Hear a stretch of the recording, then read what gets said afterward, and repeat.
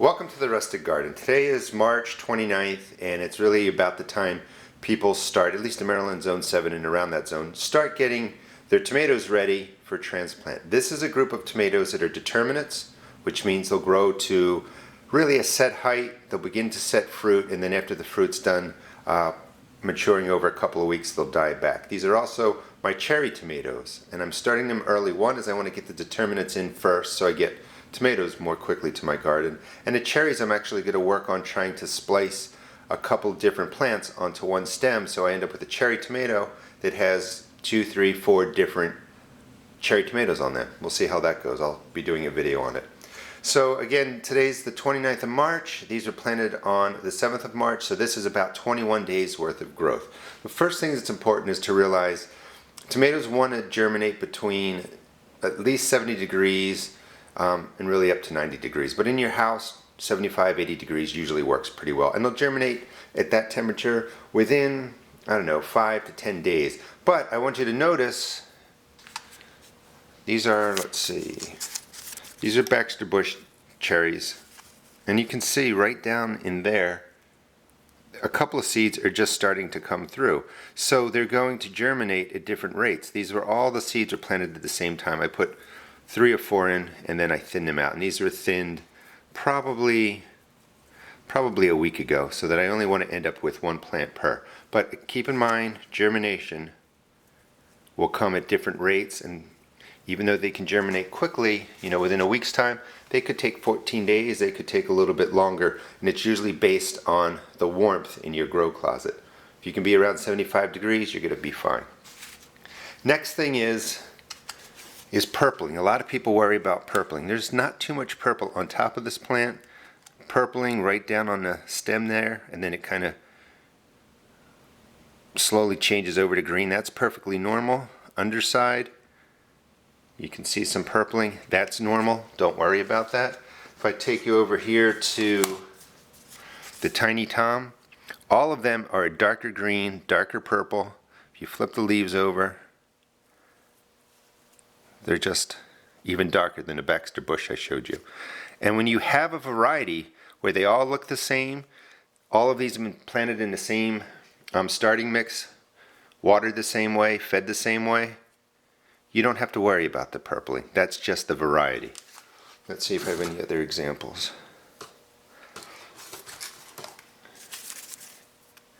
And this one is mostly green underneath, and these are the Borghese and Early Wonder. And again, I'm growing mostly determinates and cherries in this batch because they'll be ready to go out.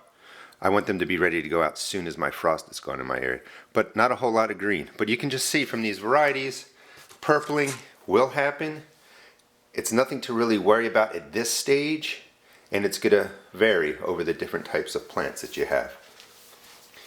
Now, when they get to about this size, they've been thinned out so that I only have really 1 plant. There's another one that just came up. 1 plant per cell. The purpling, I said, is going to vary.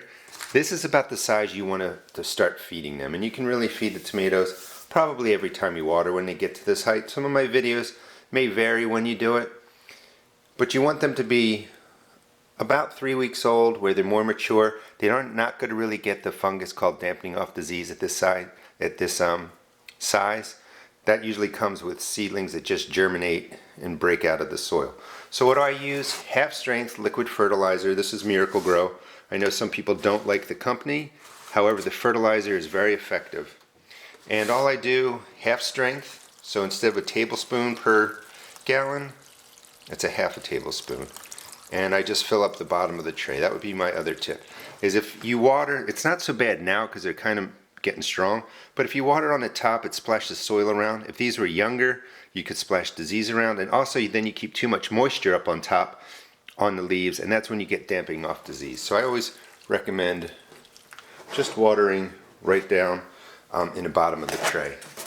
With time you get used to it, so you can figure out how much water to put in, but after 30 minutes, whatever water was left in here, I would pour out and not use. You don't want them sitting in the water. This is also the time that they would get, maybe not exactly today, but over the next week, they would get put into their transplant cups. And this is how you can tell, because this is really close. Lots of white roots, it's healthy, it's damp, and the roots are starting to come out to the bottom. So really over the next week, they should be getting into their transplant cups. So somewhere between, 2.5, 3 weeks and 4 weeks, your tomatoes are really ready to move into the transplant cups. And when you would plant this, I would plant at least half the stem into the soil of the transplant cup. It will root out from there, so that's perfectly okay to do. The other thing is the legginess. These are pretty solid tomatoes, and the way you prevent legginess is to have your plants 1 to 2 inches under the light bulb. And when you just put a seed in, it's going to be 1 to 2 inches above the soil. And then as the plant grows up, you can raise the light. You don't want them touching the light, the leaves would actually burn. And I guess let me just think. The question I had was, when do you turn the light on for tomato plants? Tomato plants get leggy very quickly. Some people say wait till you catch the germination. I don't do it that way. These lights actually stay on 24 hours after 3 days. They're not going to germinate in 3 days, but after that, I keep the lights on 24 hours just so when the seed breaks the surface, it's met by light. Then keep the light on for 3-4 days. Let them really establish. They won't get leggy. And then once 3 or 4 days have gone by, the seeds are germinated, they've gotten light, they stop growing the stem and they start producing leaves because they're satisfied with how much light they have. If they're not getting enough light, they're going to keep putting energy to the stem and pushing up towards it. You can prevent the legginess, 24 hours of light for 3 or 4 days after germination.